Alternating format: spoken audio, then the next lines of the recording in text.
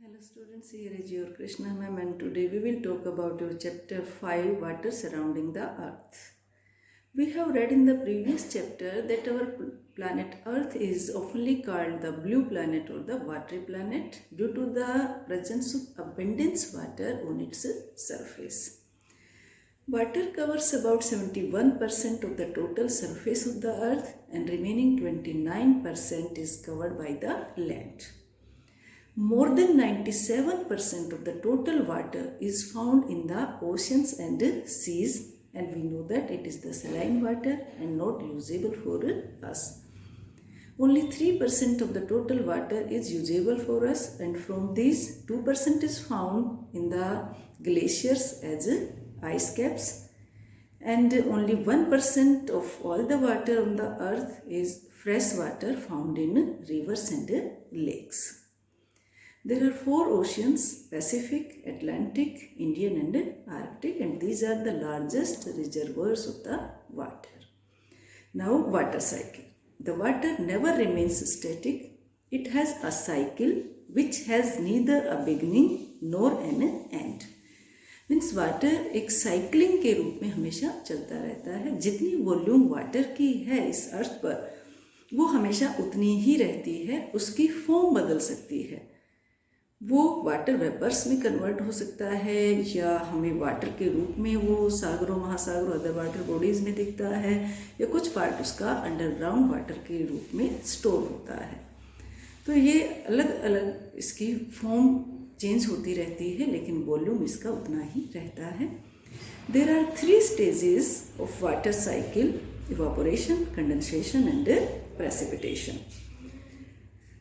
First of all, when the sun rays falls on the water bodies, the ocean water is converted into water vapors due to the heat of the sun, and it is called evaporation. The evaporated vapors rise up in the atmosphere and condense into water droplets to form clouds. When the condensed water droplets grow inside and are unable to float, they fall down over the earth's surface as precipitation. And it is because of this never-ending circulation that the process is described as a water cycle.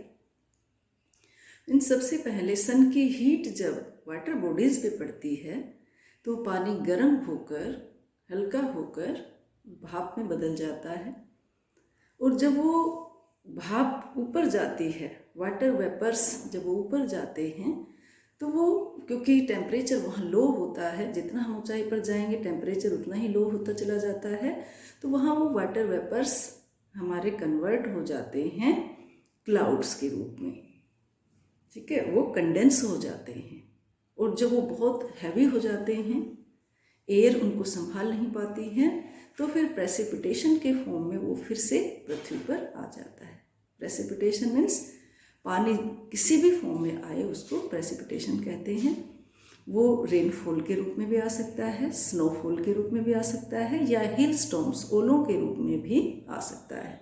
तो जिस भी रूप में वो पानी जब पृथ्वी पर वापस आता है उसको हम प्रेसिपिटेशन कहते हैं. तो ये जो साइकिलिंग है ये चलती रहती है. मीन्स पानी का वाष्पीकरण हुआ, ऊपर जाकर कंडेंसेशन हुआ, फिर बारिश के रूप में वो फिर से पृथ्वी पर आया, फिर से उसका वाष्पीकरण हुआ. तो ये एक साइकिलिंग चलती रहती है, और इसीलिए इसे हम वाटर साइकिल कहते हैं. A major part of the water runs off over the earth surface and a small part of rain water percolates inside the earth and it is called the ground water. जब rainfall होती है तो ज़्यादातर हिस्सा उसका नदियों के माध्यम से सागरों, महासागरों में मिल जाता है, और कुछ हिस्सा उसका ज़मीन में परकुलेट कर जाता है, ज़मीन के अंदर चला जाता है, जिसे हम ग्राउंड वाटर कहते हैं. और the plant derive the ground water through their root system, and human being also use the ground water for irrigation and other uses. Now we know that the distribution of rainfall is uneven. Some parts of the world receive heavy rainfall like equatorial region, and some parts receive very low rainfall like desert areas. Now, various movements of ocean water. Ocean water is constantly in motion, and these movements in ocean water are basically of three kinds: waves, ocean currents, and tides. First of all, waves. The waves are the movements in a water body where water particles move up and down. But water actually does not travel with the wave. This is like a ball throwing the water. Waves क्या होती हैं? समुद्रों पर हवा चलती रहती है, wind चलती रहती है। इससे जो वाटर पार्टिकल्स हैं वो ऐसे अप एंड डाउन होते रहते हैं। वाटर उनके साथ नहीं जाता है, लेकिन जो विंड की जो फोर्स है वो ऐसे चलती है और उसमें जो वाटर पार्टिकल्स हैं वो अप एंड डाउन होते रहते हैं। फॉर एग्जाम्पल, आप एक गेंद डाल दीजिए पानी के अंदर, वो गेंद वहीं आसपास ही ऐसे अप एंड डाउन करती रहती है। ये वेव्स कहलाती हैं। And the height of waves depends on the speed of wind and the duration of wind. Now next is ocean currents. The ocean current is the continuous movement of a mass of water in a particular direction. Ocean currents are broadly of two types, cold current and warm current. जब ocean water एक particular direction में चलता है उसको ocean currents कहते हैं। ये दो तरह की है, cold currents और warm currents. These are formed due to heating and cooling of the ocean water. We know that cold water is denser than the warm water. Due to the higher density of cold water, it sinks down below the warm water. Thus, the cold water of the polar region moves slowly towards the equator along the bottom of the ocean, and the warm water near the equator moves along the surface of the ocean towards the poles. Means क्योंकि ठंडा पानी बहुत ही भारी होता है, heavy होता है, इसलिए जो कोल्ड करंट्स हैं वो बॉटम ऑफ द ओशन चलती हैं और वो क्योंकि पोलर एरियाज में जनरेट होती हैं तो पोलर एरियाज से और इक्वेटर की तरफ आती हैं। और जो वार्म करंट्स हैं, क्योंकि गर्म जो पानी है वो हल्का होता है, इसलिए warm currents on the surface चलती हैं और वो इक्वेटर पे जनरेट होती है और इक्वेटर से फिर नॉर्थ पोल और साउथ पोल की तरफ वो चलती है। And now the benefits of ocean currents. First, the ocean currents play an important role in influencing the climate of the coastal regions of the continents. Continents की climate को ये influence करती है। ये वहाँ की जो क्लाइमेट है उसको मॉडिफाई करती है। किसी देश के पास से जब वार्म करंट जाती है तो वहाँ के टेम्परेचर को बढ़ा देती है और जिस कॉन्टिनेंट या कंट्री के पास से जब कोल्ड करंट जाती है तो वहाँ के टेम्परेचर को ये लो करती है। Next is the confluence of the warm and cold currents provide ideal conditions for प्लेंटिफुल growth of plankton which is a food for the marine life. और जहाँ कोल्ड और वार्म ओशन करंट्स का कन्फ्लुएंस होता है, जहाँ ये दोनों धाराएं मिलती हैं, वो एक फेवरेबल कंडीशन प्रोवाइड करता है प्लैंकटन के लिए, जो कि मैरिन लाइफ का फूड है। तो जहाँ ये दोनों धाराएं मिलती है वहाँ बहुत सारे प्लैंकटन ग्रो करते हैं, फलते फूलते हैं, जो कि समुद्री जीवों का प्रमुख भोजन है। And the third one is the ocean currents also help in navigation. Navigation की सुविधा भी देता है। ओशन करंट्स के साथ साथ हमारे जो कार्गोज जाती हैं, बड़ी बड़ी शिप्स जाती हैं, तो उनके लिए ट्रांसपोर्टेशन बहुत ही ईजी हो जाता है। अपोजिट डायरेक्शन में हम जाएं तो बड़ा मुश्किल होता है, लेकिन ओशन करंट्स के साथ साथ जब हमारी कार्गोज जाती है तो ट्रांसपोर्टेशन हमारे लिए काफ़ी ईजी होता है। And the next is tides. Tides are the periodic rise and fall in the level of ocean water and they are caused due to the gravitational pull of the moon and the sun, and tides occur twice a day. Tides क्या होते हैं? इनको हम ज्वार भाटा कहते हैं।